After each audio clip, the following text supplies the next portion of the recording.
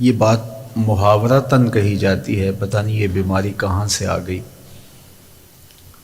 لیکن ایک مومن کا یہ اعتقاد ہے کہ یہ از خود پیدا ہونے والی کوئی چیز نہیں ہے، یہ اللہ کی طرف سے ہے، آزمائش ہے، ابتلا ہے، امتحان ہے، تنبیہ ہے،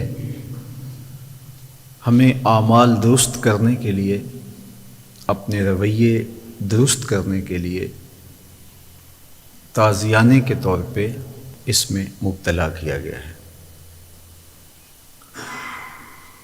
دنیا بے بس ہے، تمام تر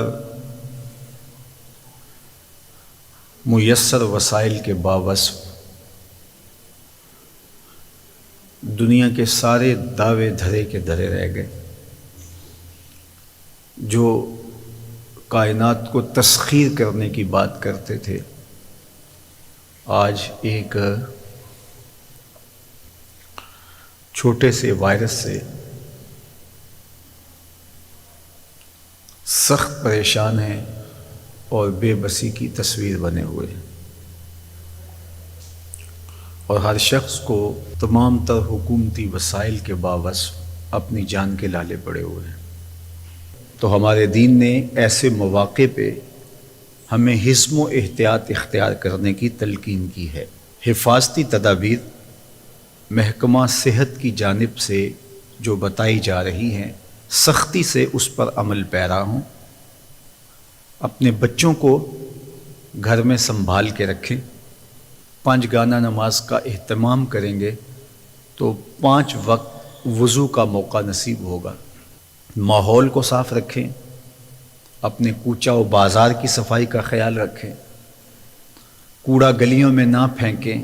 تو یہ وہ اعمال ہیں جو ہمیں بیماریوں سے، مصیبتوں سے، وباؤں سے محفوظ رکھتے ہیں۔ اللہ تعالیٰ حفاظت فرمائے۔ یہ 4 دن ہیں، گزر جائیں گے انشاءاللہ۔ دنیا کے ترقی یافتہ ممالک کے اندر بھی جب یہ بیماری تجاوز کر گئی تو وہاں بے بسی کی جو تصویریں آپ کو دیکھنے کو مل رہی ہیں، یقیناً دل لرز اٹھتا ہے۔ اللہ نہ کرے، 1000 بار نہ کرے، ایسے حالات کہ ہم متحمل نہیں ہو سکتے۔ پھر جب کوئی شخص بیمار ہوتا ہے اور اس کو کوئی سنبھالنے والا نہیں ہوتا تو وہ کتنی دردناک کیفیت ہوتی ہے۔ لیکن یہ تو حالات پھر بھی قابو میں ہیں۔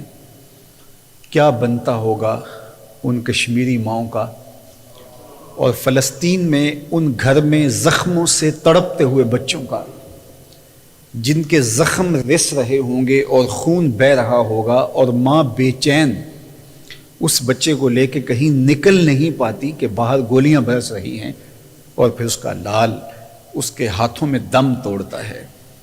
آج دنیا کو ان کو دیکھنے کا موقع ملا ہے، تو دنیا کے اوپر امن قائم کرنے کی کوشش کی جائے اور دنیا کے اوپر خیر بانٹنے کی کوشش کی جائے۔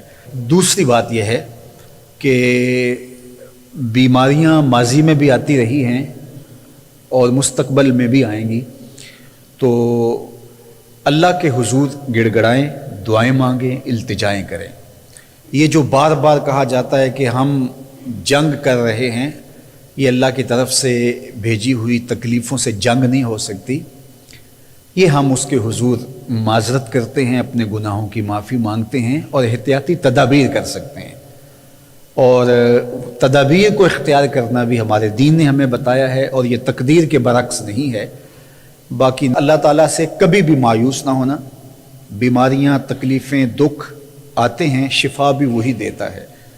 اللہ تعالیٰ نے قرآن مجید میں ایک مقام پہ ارشاد فرمایا، حضرت ابراہیم علیہ السلام کا وہ کہنا کہ وَإِذَا مَرِضْتُ فَهُوَ يَشْفِينِ، جب میں بیمار ہوتا ہوں تو وہ مجھے شفا دیتا ہے۔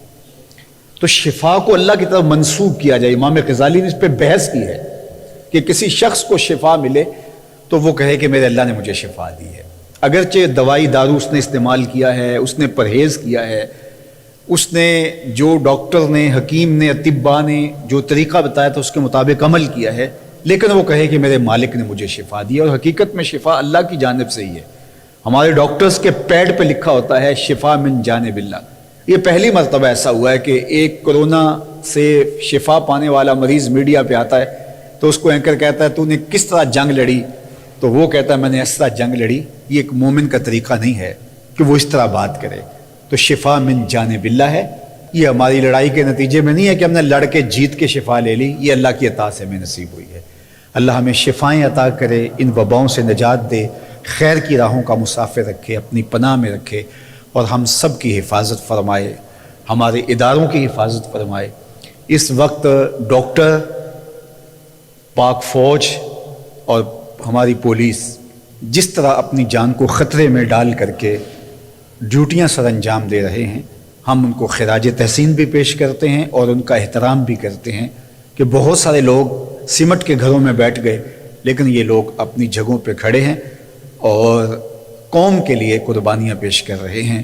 اللہ تعالیٰ جل شانہ ان کی حفاظت فرمائے اور ان کو کوئی گزر نہ پہنچے، بیماریوں سے، پریشانیوں سے، دکھوں سے اللہ انہیں بچائے، ان کو عزتیں دے، ان کی نسلوں کو بھی خوشبودار کرے۔